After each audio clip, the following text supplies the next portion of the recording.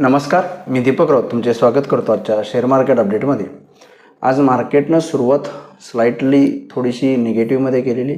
Nifty जसं 26,000च्या खाली आला ओपनिंग सेशनमध्येच मॉर्निंगला निफ्टीमध्ये पडझडीचा दबाव वाढत गेला। काल US फेडरल रिझर्व्हची मीटिंग झाली, 0.25 बेसिस व्याजदर कट झाला, पण डिसेंबरमध्ये आणखी एक व्याजदर कपातीची अपेक्षा किंवा नेक्स्ट इयरच्या जो काही फोरकास्ट आहे व्याजदर कपातीला घेऊन तो थोडा पॉज होताना फेडरल चेअरमन यांच्या स्पीचमधून जाणवलं। कारण US इन्फ्लेशन अजूनही जास्त आहे, 3% आसपास, जे खूप हाय इन्फ्लेशन आहे। 2% टार्गेट आहे फेडरल रिझर्व्हचं, त्याचेही अबाव 3%च्या आसपास आहे।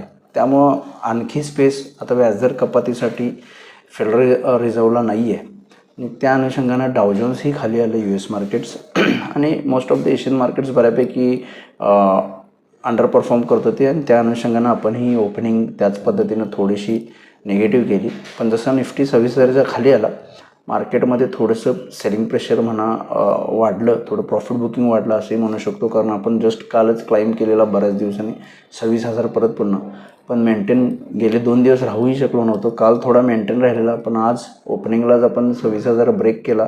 एंटायर दिवसभर 26,000च्या खाली ट्रेड करत राहिलो आणि almost Nifty 176 point minus, bank निफ्टीसुद्धा 350 पॉईंट मायनस, सेन्सेक्स 600 पॉईंट मायनसमध्ये बंद दिलं। रिझन आजच्या निगेटिव्ह क्लोजिंगचं एकच आहे की US फेडरल रिझर्व्हकडनं अपेक्षित व्याजदर कपात फर्दर होणार नाही। त्यामुळं USच्या बॉन्ड यील्ड जे आहेत 10 year त्या वाढल्या, 4.40च्या आसपास गेल्या, ज्याचं एक साईन आहे की FIs थोडंसं सेलिंग करतात हायर व्याजदर US असतील तर।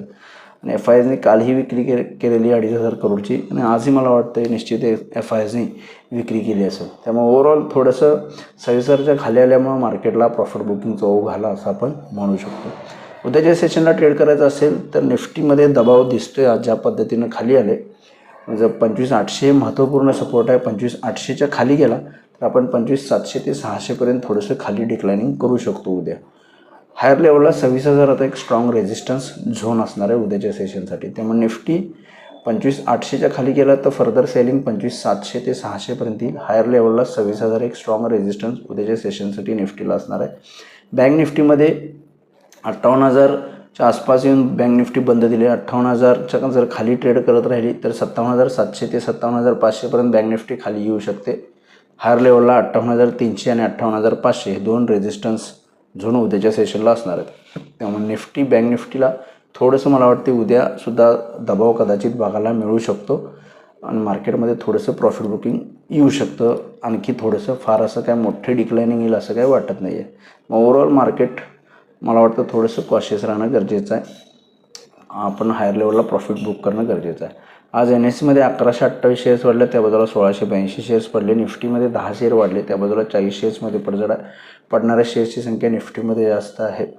आणि सेक्टर इंडिसाइजेसमध्ये सुद्धा आज एनर्जी अँड रिअल्टी सेक्टर सरतेशेवटी थोडेसे मायनर पॉझिटिव्हमध्ये बंद झाले। पडणारे सेक्टर्स आज भरपूर राहिले, त्याला banks, IT, pharma, FMCG, auto, metal हे सगळे सेक्टर्स जे आहेत त्याच प्रॉफिट बुकिंगनं खाली आले। मेटल इंडेक्स लाईफ टाईम हायच्या आसपास होतं, तिथून थोडंसं रिट्रेट होताना बघायला मिळते, थोडंसं प्रॉफिट बुकिंगनं खाली येताना बघायला मिळते। ग्लोबल मार्केटचा आढावा घ्यायचा झाला तरी ग्लोबल मार्केटवर सुद्धा दबावच आहे। युरोपियन मार्केट्स 0.5% मायनस आहेत। आपलं मार्केट सुरू असताना सुद्धा युरोपियन मार्केट जे सुरू झाले थोडेसे दबावाचमध्ये राहिले।